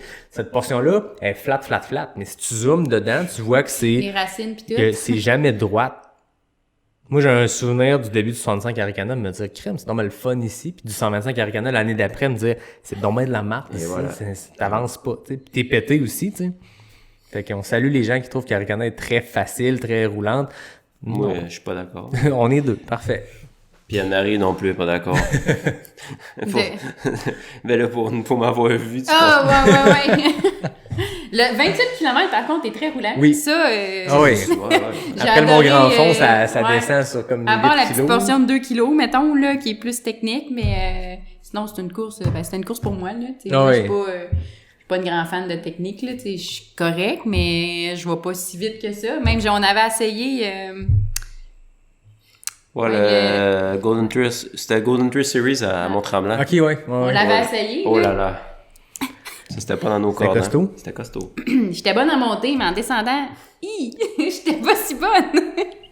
Fait que, ouais, c'est ça, je connais pas encore assez, mais, je suis pas assez bonne en technique présentement pour dire que je vais vite, là, mais, Ben, c'est un art qui s'apprend à force de Ouais, le ouais, faire. à force puis de- t'as le meilleur de terrain de jeu pour le pratiquer, faire à côté ouais, de la non, c'est maison, ça. mais ça reste que, tu sais, quand tu focuses plus sur route ou sur du trail roulant, quand t'arrives justement à Tremblant ou quand t'arrives dans Mistachibo, il y a rien qui se passe. ben, parce que je veux pas me blesser aussi, tu sais. Ah ouais. Je me dis, je prépare une course sur route, j'adore la trail, fait que je veux pas me blesser en trail, fait que Ouais. je prends des pratiques, je sais que je suis un peu moumoune, là, comme JP dit des fois, là, fait que, tu sais, je vais pas si vite que ça, mais, tu sais, j'ai du fun en trail quand même pas mal, là. Ah oui, t'as le droit. Les gars, je vais embarquer sur le QMT 25 parce que Ouais. ça s'en vient. C'est quoi tes objectifs? Avoir du fun ou t'es là pour racing? Le parcours, je le connais honnêtement par cœur. Ouais. Puis il est zéro technique, tu sais, il y a des sections plus techniques, mais pour vrai, il est très roulant. Puis souvent en training l'été, on le fait là. sais, quand on a une longue sortie à faire, on va faire le 25 QMT. Ben oui. Puis, tu sais, fait que je suis habituée de le faire. Fait que, tu sais, c'est sûr que j'aimerais ça... je peux pas dire que j'aimerais ça battre mon record de plusieurs années parce que c'était pas le même parcours. Non, c'est ça. Mais tu sais, j'aimerais ça quand même faire un bon temps puis essayer de suivre le plus possible certains gars. Puis, tu sais, je vais tout donner finalement. Puis, tu sais, j'ai pas d'objectif en tant que tel, là, mais... faire une race puis voir qu'est-ce que je suis capable de faire parce que, tu sais... c'est une course pour moi aussi en termes de... C'est ça, juste que c'est pas technique. Fait que, de tout donner. Finalement, là, je sais pas... j'ai pas d'objectif, là, en particulier. C'est parfait, c'est un bel objectif.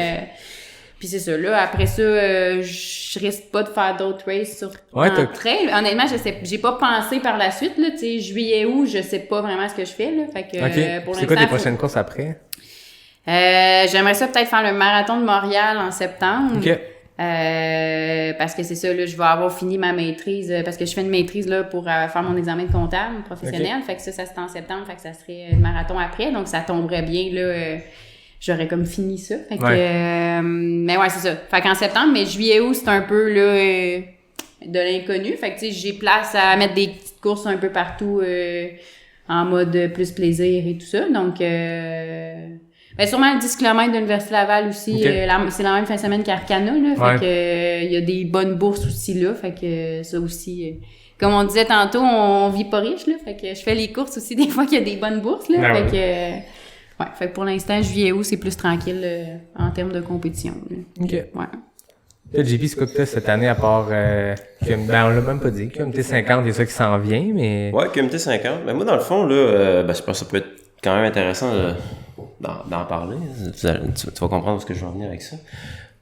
Moi, j'ai tout le temps été un fan du sport d'endurance, même quand j'étais un nageur qui faisait des épreuves de 25 secondes. Je me souviens avec mon chum Nick, justement, on checkait le Tour de France, puis tu sais, je rêvais de ces... Puis j'ai resté stické sur une course, une des premières courses live que j'ai écoutées, puis c'était en 2009, c'était avec Lance Armstrong, puis c'était pas le Tour de France, c'était la Leadville. Ah ouais, OK. Ouais. Lance avait fait ça? Lance a fait ça, ouais, la Leadville. Puis, ben pour ceux qui savent pas, c'est à Leadville, au Colorado. Puis c'est une des courses les plus hautes en altitude sur la planète. Dans le fond, s'il y en a qui veulent se lancer des défis un jour, c'est le 10 kg le plus haut en Amérique. Puis, c'est ça. Il y a le 100 miles de vélo montagne, puis il y a le 100 miles de course à pied. Fait que moi, j'ai comme toujours eu le rêve de faire les deux. Ouais. En une année. Le Leanman qui appelle. Ouais. Ça, c'est le 100 000 de vélo puis le 100 000 de course. À combien de temps d'intervalle? 6 jours. OK, c'est 6 jours. Ouch. J'avais en tête c'était plus que ça. Non. Shit. Fait que, ouais, c'est ça. Dans mon parcours de triathlon, etc., j'ai fait 2 fois Leadville en vélo montagne. Je m'étais classé une fois pour le Leadville course à pied, mais là, j'étais pas encore assez expérimenté. Mais ouais, c'est ça. Moi, c'est vraiment vers là que j'enligne mes pions. Okay. Donc, mon objectif à court terme, ça serait de faire Leadville une année à la course à pied, en mode performance course à pied, pour après ça me diriger vers le Leanman, puis gagner le Leanman, qui est le combiné. Tu sais, on s'entend, c'est pas nécessairement la grosse affaire, mais moi, ça m'a tout le temps, j'ai tout le temps trouvé ça malade. Genre, ouais. Je me disais, hey man, c'est tellement haut, c'est un parcours sauvage, il y a du D+, en innocent, dans une des plus belles places, selon moi. Le Colorado, ouais. c'est assez dur à battre, là. C'est une petite ville minière. Tu sais, Colorado, il y a une couple de courses comme ça. Tu sais, Leadville puis à Hard Rock, c'est très roots comme course, mais c'est super connu parce que c'est des courses pionnières qui remontent. Tu sais, Leadville, c'est une des premières au monde, tu sais, qu'il y a eu dans les 100 000. En tout cas, c'est une des plus vieilles. Puis, c'est ça, c'est le setup qui est malade. Leadville, c'est un aller-retour en plus qui doit être tough, ça. C'est un 80 kilos d'un sens. Tu repars de l'autre bord puis tu croises du monde. Ouais. Fait que c'est un peu de même que j'enligne ma saison pour l'instant. Okay. Là, j'ai commencé à travailler avec Reed Colsett. Ouais. Pour ceux qui savent pas c'est qui, c'est le gars qui s'était perdu l'année passée au 110 du QMT.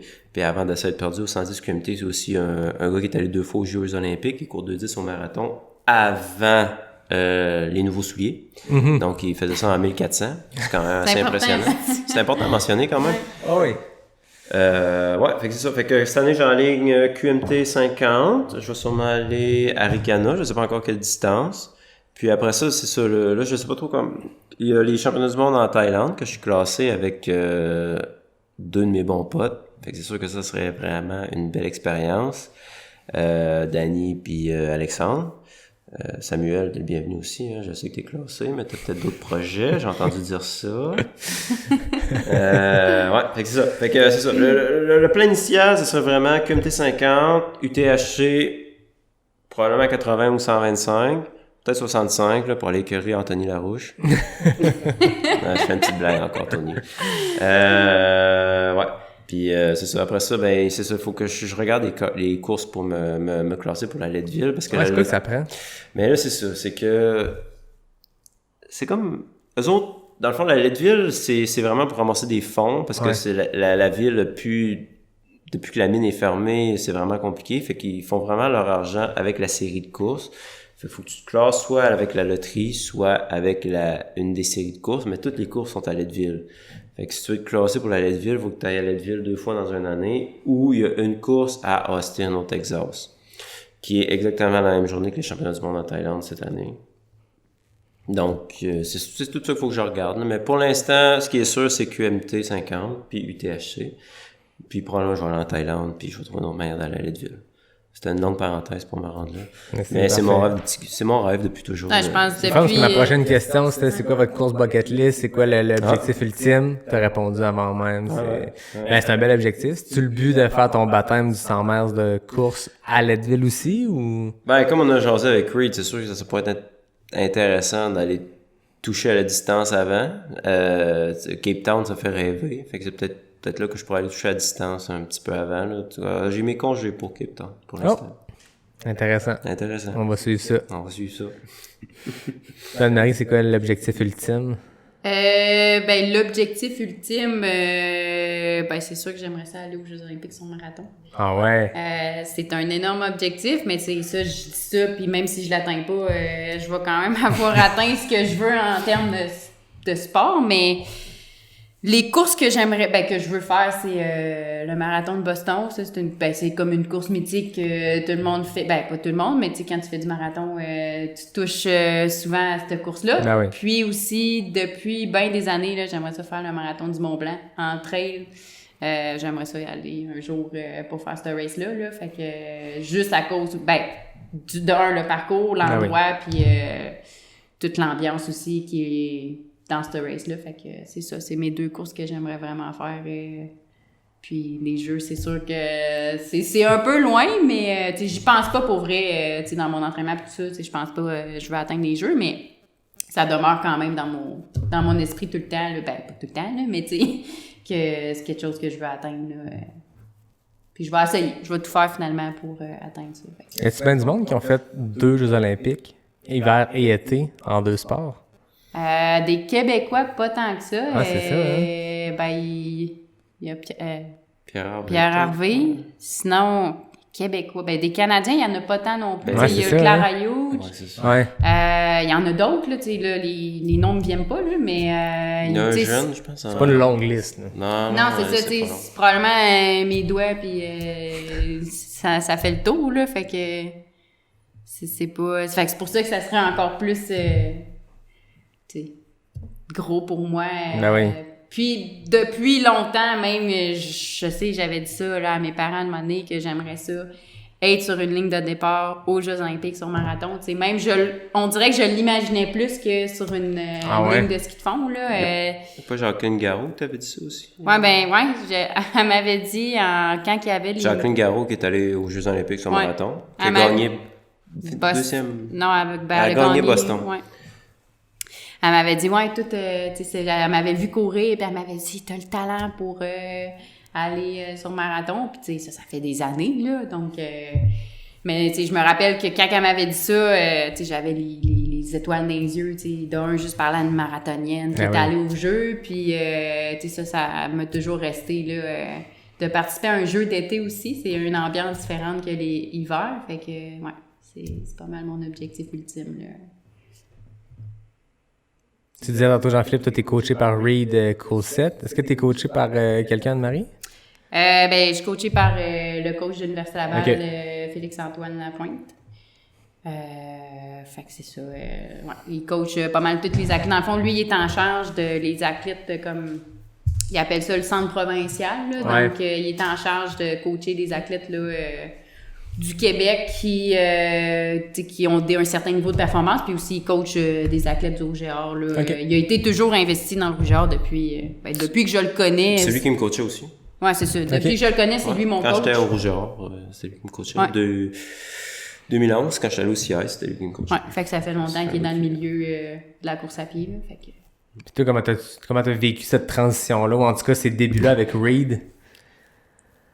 C'est vraiment intéressant, en fait. Tu sais, Reed, ça fait longtemps qu'il roule sa business, puis ça fait longtemps qu'il est dans le monde de la course à pied, puis il est resté old school, pareil, hein, quand il m'envoie mes entraînements, là, ça va être un petit peu comme toi avec ton entraîneur. T'en as déjà parlé dans les podcasts. J'ai écouté tes podcasts. C'est des gros entraînements. La différence, c'est que ça va être vraiment dans des zones très dures. OK.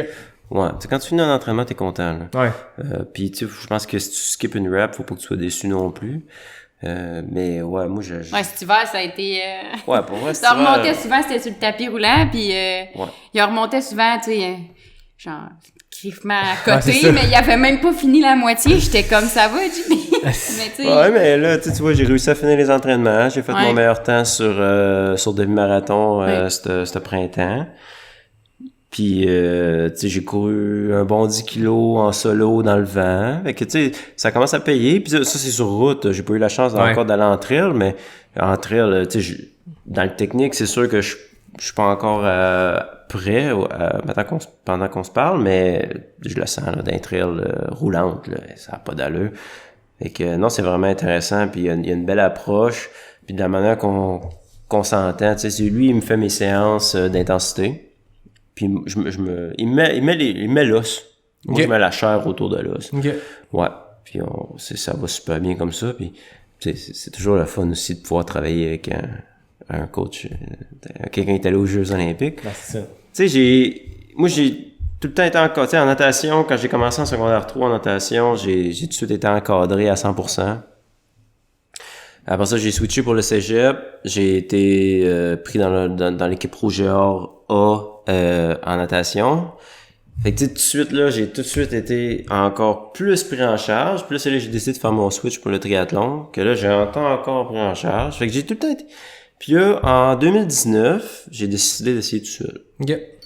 Ça a fonctionné correct, mais j'ai tout le temps été un gars un peu funny. Puis, tu sais, je voulais me faire du fun avant d'être vraiment sérieux. Fait que c'est sûr que si personne me dit d'aller faire 4 fois 10 minutes dans le chemin d'accès, j'irai pas faire 4 fois 10 minutes dans le chemin d'accès. Je vais aller faire 35 kilos, puis me perdre dans le bois avec la Mestèche-Chibault, puis traverser Trois-Rivières, tu sais. Fait que c'est ça. Je pense que ça fait du bien de retourner aux bases, puis de refaire beaucoup d'intensité. Ben, beaucoup. Ben, quand même. Ouais. C'est deux bonnes séances. Ouais, 2 bonnes séances par semaine. Puis une bonne longue, là. Ouais. Mais je suis content aussi d'avoir la liberté de pouvoir aller faire une longue de 35 kilos, traverser 8 fois Rivière si ça me tente, puis de me perdre. Ça reste mon plaisir numéro 1. Ouais. Mais je pense qu'on a des coachs qui se ressemblent pour ça, parce que moi, c'est la même affaire. J'avais l'impression que pendant 12 ans, j'étais sur une augmentation stable de zone 1 continuelle. Je savais pas que ça s'appelait de la zone 1. Moi, il a fallu qu'Eric m'explique la zone 1. Tu sais, le gars, il a fait 12 ans qu'il court, c'est pas c'est quoi. Puis j'ai toujours pas de montre, fait qu'il me trouvait vraiment comme mêlé. Puis c'est ça, je faisais que de la zone 1 puis d'augmenter le volume, mais là, à un moment donné, je vois vraiment les pics, tu sais, que tu te torches dans les trainings, tu te démolis complètement. Puis après ça, ben, t'as encore plus de fun à retourner juste faire de la zone 1 puis te perdre dans le bois. T'sais. C'est ça, au début, t'as pas tant de fun. Ouais. Tu sais, t'en reviens de faire 4 fois 10 minutes, pis tu te dis, pourquoi j'ai fait ça? Ouais. J'aurais pu rester faire Netflix and chill, écouter Obi-Wan Kenobi comme je vais faire tantôt. Mais plus t'en fais, oui. Puis plus t'aimes ça, parce que là, tu commences à être à l'aise à faire 4 fois 10 minutes, meilleure moyenne, puis je dis 4 fois 10 minutes parce que c'est l'entraînement que j'ai demain, fait que c'est elle que je prends pour exemple, mais tu sais, plus tu vas être en forme, plus tu vas aimer ça, te mettre à bloc, puis... Ben, t'es plus à l'aise aussi pour les... T'es plus à l'aise, puis... Zone 1, après ça, quand t'arrives d'un trail, c'est tellement le fun, là. Ouais. Tu pars, c'est facile, tu vas à une bonne vitesse, tu suis le peloton, tu peux jaser avec les gars. C'est un peu ça aussi, tu sais, la trail, là, qui est merveilleux. En tout cas, moi, je trouve que c'est vraiment un beau monde. J'en ai fait beaucoup des mondes, là, tu sais, de bike de route, course sur route, natation en eau libre, triathlon sur route, triathlon, vélo montagne. J'ai essayé des sports d'hiver, ski de fond, raquettes, tu sais. J'en ai essayé, j'en ai vu du monde. Puis, tu sais, la trail, c'est... Ben, c'est une communauté. C'est une communauté, c'est ça, c'est vraiment avec, merveilleux. Puis même les gars qui performent sont terre à terre. Ouais, c'est ça. Ben, je dis les gars, j'utilise le masculin, mais c'est autant féminin, là. On s'entend. Ah, c'est vraiment beau. Il y a un gros mot très relax de manière générale en trail, très chill, même quand c'est compétitif dans le sentier. Tu sais, là, la clinique du coureur s'en vient, au moment l'épisode va paraître, ça va être fait, mais moi, c'est mon souvenir de mon premier vrai ultra au Québec, c'était la clinique du coureur de 50, puis t'as la race, t'as l'avant du peloton qui se torche, qui compétitionne, mais après ça, tout le monde reste, puis tu sais, ça fait 8 heures que la course est commencée, t'as les derniers qui commencent à rentrer, puis tout le monde est là, puis attends, prendre une bière, t'as les podiums, puis c'est là que j'ai fait « OK, c'est ça qui se passe. » Ouais, vas-y. Ben, je sais que c'était pas une course en trail, là, mais juste le tour de l'île là, que vous avez fait, là, avec Guillaume Cochon. C'était tous des gars de trail, Charles. Puis pour vrai, tu sais, moi je viens plus d'un monde de route, puis même le ski de fond, c'est pas comme la trail. Puis tu sais, après là, les gars ont fini, ils étaient éclatés. Tu sais, Guillaume, il y avait de la misère à marcher, mais non, c'était comme... Julien était blessé. Ouais, c'est ça. Puis non, c'était la bière, on reste parler. On est resté quasiment à quoi, 1h15 dans le stationnement. On resté dans un parking de dépanneur, puis j'étais comme, wow, ça c'est cool. Ouais. Genre, les gars, ils sont juste contents, ils sont heureux de leur journée, puis c'est ça, en route...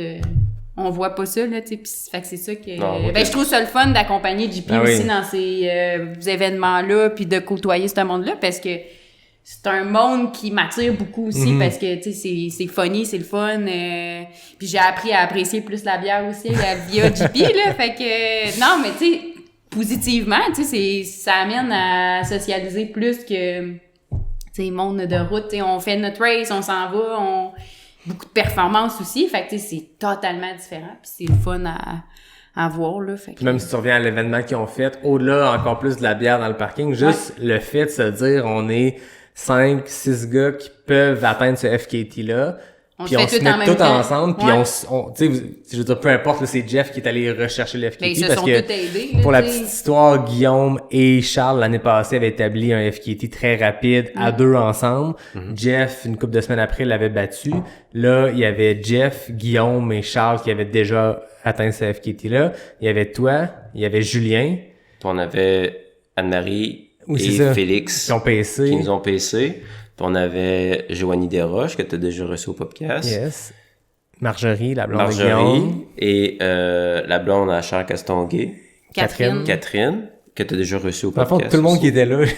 Tout le monde que t'étais... Ben là, il manquait juste nous deux. Ben, c'est ça, voilà, c'est fait. Et Mais exact, fait. juste Ben, le fait qu'on se craigne une gang de gars ensemble avec les blondes, la famille, tout le monde qui essaye de battre le record. Puis au final, Jeff est allé rechercher un nouveau FKT, mais Guillaume et Charles ont aussi battu le FKT d'avant. Ouais, non, c'est ça. Juste le fait de le faire en gang plutôt que chacun le fait de son bord puis essaie de battre le suivant, c'est on se craint, on se fait un matin le fun autour de l'île, puis si quelqu'un bat le record, tant mieux. La blague, c'était on reste ensemble jusqu'à 10 kilos de la fin, puis après ça, c'est chacun pour c'est ça. C'était quand même cool, là. Puis, tu sais, c'est ça, après ça, quand Marie, elle a fini son pacing, elle a pris le char, elle nous a suivis. Julien a eu des petits pépins avec la fesse. D'ailleurs, ça va peut-être l'hypothéquer un petit peu pour son Swiss Canyon Trail, mais tu sais, après ça, il est resté avec Anne-Marie, on est allé acheter de la bière, quand moi j'ai décidé de caller off. Tu sais, Marjorie avait mis un panier sur son vélo, puis on avait rien qu'à pogner les bouteilles, les gels. Après ça, tu sais, Joanie, elle avait son pack-sac avec plein de porte-bouteilles, puis t'avais Catherine aussi qui était setée pour Charles.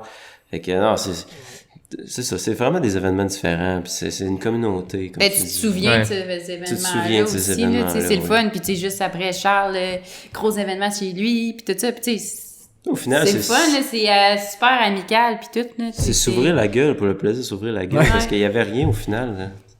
Il y avait une ligne d'arrivée virtuelle, puis ok, t'as le gars qui a couru le plus vite. Il y a un chrono sur un site que personne visite. Non, c'est ça. Dans le sens que c'est pas quoi qui est prestigieux, c'est hot, un FKT dans notre communauté de... Ben, c'est une petite communauté, là, au final, là, tu sais. Mais l'événement, on l'a rendu grande, puis c'était vraiment hot. Ah, c'est ça. Ouais. Pourquoi t'as décidé d'arrêter? C'est-tu passé quelque chose? Moi, c'était juste ma plonge sortie à vie. Ok. J'étais rendu là, sur route. Ouais. Puis, c'est ça. Je comprenais plus trop ce qui se passait. Ben, à un moment donné, il y a comme décroché, parce que moi, je suivais en auto avec Julien, là, qui avait arrêté à cause de sa fesse, puis ça, à un moment donné, il a comme commencé à dropper, c'était peut-être à 39, 40 kilos, là, tu sais, fait que mentalement, de un, ça a joué, puis là, tu m'as comme demandé s'il fallait t'arrêter, puis là, j'étais comme...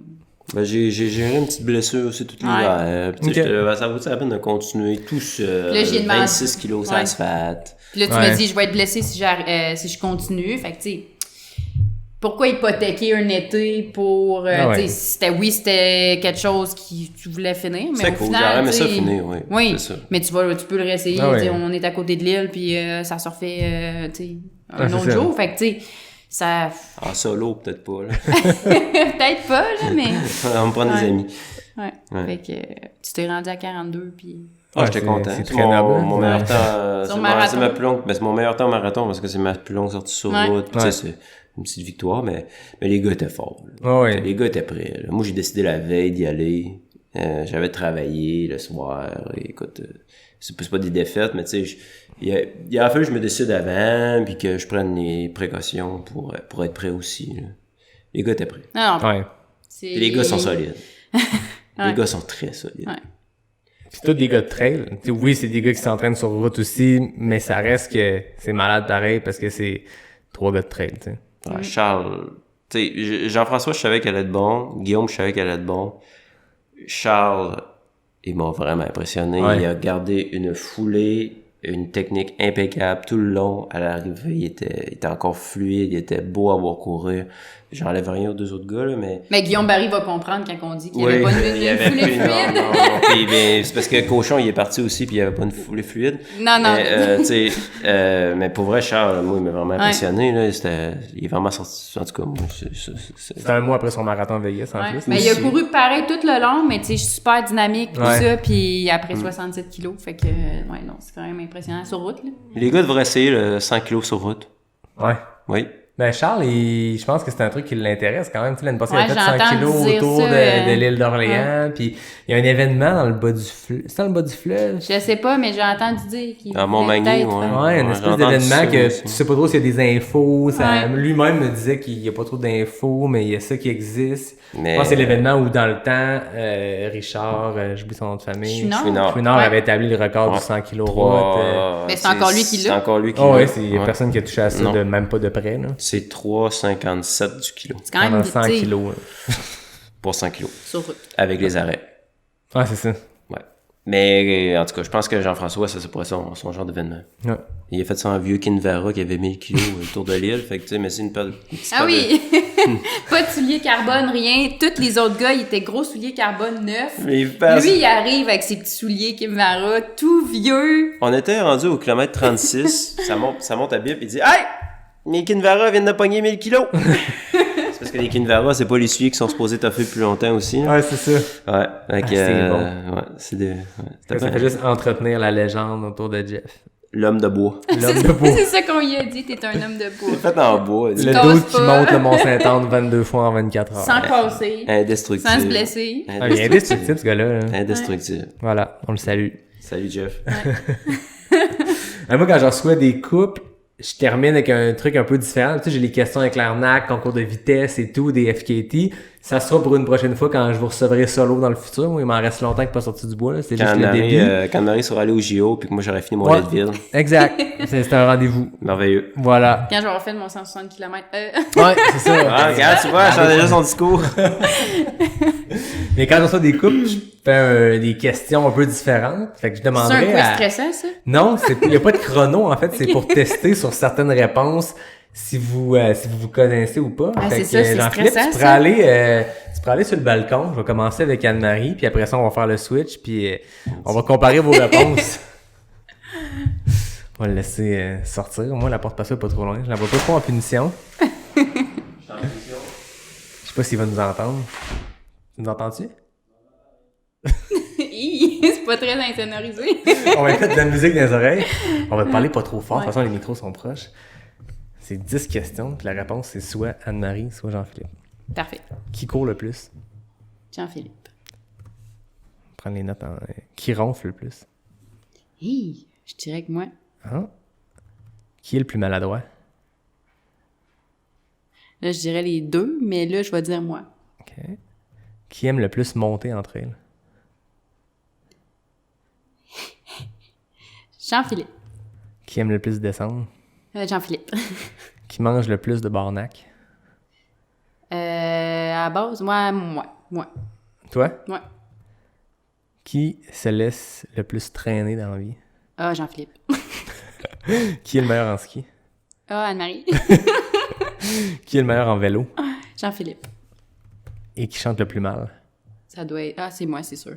Parfait. Jean-Philippe, tu peux revenir? Toi, dans le fond, tu peux rester parce que Ah, ben oui, tant ok. que tu lui donnes pas des indices. Jean-Philippe! JP! Ah. C'est un bon test, on sait qu'il Ouais, nous entendait pas. Anne-Marie peut rester parce qu'elle a déjà donné ses réponses. Par contre, faut pas qu'elle te donne d'indices. Là. C'est 10 je vais questions, boire ma faut que tu bière. répondes soit Jean-Philippe, soit Anne-Marie. Oh, OK. Qui court le plus? Anne-Marie. Qui ronfle le plus? Anne-Marie. Qui est le plus maladroit? Anne-Marie. Qui aime le plus les montées entre elles? Moi. Qui aime le plus les descentes? Moi. Qui mange le plus de barnac? Dans le temps, c'était moi. C'est encore moi, en fait. Qui se laisse le plus traîner? C'est certainement moi. Qui est le meilleur en ski? Hey, c'est moi! Non, c'est pas vrai, je t'ai chié. C'est Anne-Marie. Qui est le meilleur en vélo? C'est moi. Qui chante le plus mal? C'est certainement moi. Ah, écoute, attends, on va voir comparer 2, 3, 4, 5, 6, La dernière, 7 bonnes réponses la sur 10, dernière c'est question, bien. j'ai dit c'est certainement moi. Mais non, t'étais bonne l'autre jour dans le... Quand on est revenu d'un road trip l'autre jour, puis elle chantait du train. Mais je chante mal, moi, je trouve. Ok, ben, Ça ça a l'air que je chante bien. Ben, ça a l'air que tu chantes bien. Ben, fait il que, doit écoute, chanter vraiment mal. Ouais, c'est ça. Ben là, écoute ma voix. Ben, 7 sur 10, écoute, c'est très bon. quand Note même de Mais c'est vrai, passage. première question, j'ai bugué, puis j'aurais dû dire moi, parce que je sais que je cours plus que toi, finalement, mais j'ai dit que c'était toi qui courais. Ouais. Oh, toi, tu C'est manges qui- des barnacs? Qui t'aime Barnac. plus? Ah, qui t'aime le plus? Dirige-toi vers lequel, au bout de la table, t'aimes le La plus? bière? Ok, c'est correct. La bière, c'est une bonne réponse. Ah ben, merci beaucoup de votre temps. Ben, fait plaisir, Ah, merci à C'était toi, un super ouais. épisode. J'ai bien aimé la dynamique à 3. C'était le cool. On a Ouais. pu se promener de vos deux parcours, vous rejoindre au niveau de la course après des carrières de triathlon puis de ski. ski. C'était vraiment intéressant. Puis 7 sur 10, ça finit fort. On se Avant qu'on connaît bien, 70%, c'est Ouais, bon. c'est bon. C'est très bon. Ouais, tu sais, en même temps, qui se laisse traîner plus, ça dit. Mais moi, j'ai dit les barnacs, c'est moi, parce que j'ai pensé, c'est moi qui mange plus de dessert, fait que... Ouais, c'est vrai. Là, finalement, tous les deux, on mange toutes les barnacs. Ouais, c'est ça. Ah, tu ils sais. s'en gaspillaient pas. Hein, Ouais, Non, c'est non, pas de- tu sais, ouf. Non, ils se gaspillaient pas. OK, c'est bon. Avant qu'on se laisse, moi, c'est le dernier épisode avant le 100e. Le 100e, le 101e, je l'enregistre live au Faux Mouvement à Québec. Puis, depuis quelques épisodes, je qui laisse c'est? traîner des C'est indices. qui ta grande vedette? Je les ai pas encore annoncés. Je peux dire aujourd'hui un indice. Je reçois un gars puis une fille. Le gars, je l'ai jamais reçu. Donc, l'épisode 100, c'est un nouveau. Et la 101e, c'est une fille que j'ai déjà reçue. Donc, je laisse des indices comme ça. Puis, c'est des places hyper limitées parce que le Faux Mouvement, c'est minuscule. C'est le dimanche 12 juin à 4h. Et depuis 3 épisodes, on finit avec une petite question que les gens doivent le plus rapidement possible m'écrire sur Instagram la réponse. Puis la première personne qui m'écrit, de un, doit être disponible ce jour-là parce qu'on compétitionne pour aller chercher des places. Fait que il en reste que 2. On est sold out sauf ces 2 places-là. Puis j'ai le goût de me tourner vers Anne-Marie parce que je vais utiliser une de tes performances comme indice. Choisis une course de ski ou de course sur route, de course à pied. Choisis une course, une année, une épreuve, puis on va demander aux gens à quel rang t'as fini. Fait que choisis une course marquante pour toi, peu importe c'est quoi. Faut que je m'en souvienne aussi. Ouais, c'est pas grave si t'as pas la réponse, on a le temps d'aller la chercher après, mais parle-nous d'une course qui a été marquante pour toi. Puis les gens devront faire leur petite recherche, puis m'écrire sur Instagram la position, le rang féminin où t'as terminé. Et c'est une grosse question, ça. En plus, je suis pas bonne là-dedans, d'habitude. Mais non, mais quelle course que t'as un bon souvenir? Ah oui, je sais. Faut-tu que je la dise là? Tu peux dire la course, l'année, l'épreuve, mais pas la position. Idéalement, il faut qu'on retrouve le résultat. Là. Ouais, c'est ça, mais c'est parce qu'il faudrait que je valide l'année parce que des fois, je suis un peu mêlée dans quelle année, là, mais... Tu peux faire une pause, tu checks sur ton zèle. Je t'ai mis en dessous, j'aurais dû te préparer à ça, hein. C'est quoi, vas-y, voir? Mais c'est mon premier championnat du monde en ski de fond Junior? que j'ai fait en Turquie. En Turquie. Est-ce qu'on Que parle j'étais pas de junior, fait que- championnat? Ok, non, c'est pas T'étais celui en trop- 2013. T'étais trop jeune pour être junior. Ouais, j'étais la plus jeune, dans le fond. C'est en 2013. T'as eu un petit tour de passe-passe. Championnat du monde junior en 2013. En Turquie. Ouais. En Turquie. J'ai fini. Bon, on dira pas l'année, on Ok, va non, dire, faut pas que je dise combien j'ai fini. Championnat c'est du vrai. monde de ski de fond En junior. Turquie, à Erzurum. À Erzurum en Turquie. Ouais. Est-ce qu'il y avait plusieurs Dans le épreuves? fond, c'est au skiathlon. Au skiathlon? Ouais. Puis on sait que les résultats vont se trouver. Et c'est vrai, hein, faut que ça se trouve. Sûrement sur FIS, mais je peux en dire un autre au pire. Parce que course à pied, c'est quand même plus facile à trouver. Mais regarde, moi je vais avoir cette option-là. Ouais. On en trouve une autre, puis après ça, moi je ferai le montage qu'il faut pour mettre la bonne. Donc, quelle est l'épreuve que tu choisis, Anne-Marie? De l'épreuve... C'était une option B. Une option Ok, deux. une deuxième option. Ça serait mon championnat canadien. Mon premier, c'est pas un championnat canadien, mais mon championnat, comment qu'on appelait ça en course à pied, là? Ben, c'est mon premier 2000 mètres que j'aurais fait sur une piste. Dans un championnat canadien, mais c'était avant d'être junior, fait que c'était comme, Juvénile. ouais, non, c'est peut-être pas un bon exemple parce que là... C'est des bons souvenirs. Mais c'est des... C'est tu m'as chiant, je te demandé nomme des de spot de même. C'est des bons souvenirs. C'est des gros- bons des souvenirs, mais races c'est pas qui, facile. D'abord, ma position au 10 km du Mont Blanc en l'année. Tu peux vérifier peut-être, ouais. Ou t'aurais pu dire derrière qui j'ai terminé. Ah oui, oui aussi. Hein? Ben là, c'est vrai. On fait ça comme indice à la place? Derrière qui t'as terminé au 10 km du Mont Blanc? Puis l'année, faites vos recherches. T'as fait une fois le 10 km du Mont Blanc? 2 fois. 2 fois? Ouais.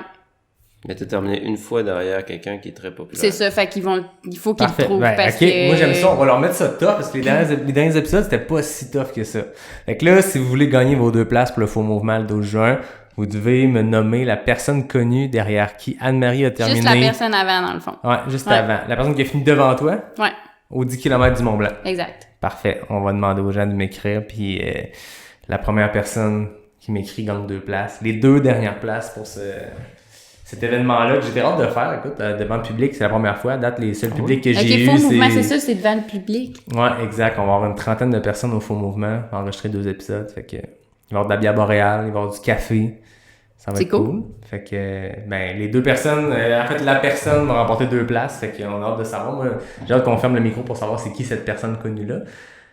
Mais là, nous autres, on va être les premiers à t'inscrire sur Instagram. Parfait. On s'en rappelle. Je peux mettre T'as tout de pas suite. Ouais, je vais aller... 12 juin, je suis en congé en plus. Et si vous voulez être là le 12 juin, je suis capable de trouver des places parce que je connais le gars qui organise l'événement. Ah. Là, ça peut être intéressant. C'est les dernières places là, que je parlais pour le tirage au sort, mais On s'en parlera. je connais le gars. Off mic. Ben, merci beaucoup de votre temps. Mais merci à toi. Merci Ouais. à toi de l'invitation, c'est super le fun. plaisir. J'espère que on va avoir amusé ton auditoire. Aucun doute là-dessus. Yes. Aucun doute. Puis comme d'habitude, ben, je remercie David Hébert qui signe le design graphique du podcast. Je remercie Fred Desroches pour le thème musical. Je remercie NAC, le partenaire officiel du podcast. Je remercie Boréal qui nous a offert des bonnes petites bières pour l'épisode. Je remercie Capic, qui est le fournisseur de café quand il est trop tôt pour prendre la bière quand j'enregistre. Puis à tout le monde, je vous dis à la semaine prochaine pour le 100e épisode de Pas sorti du bois, le podcast 100% trail.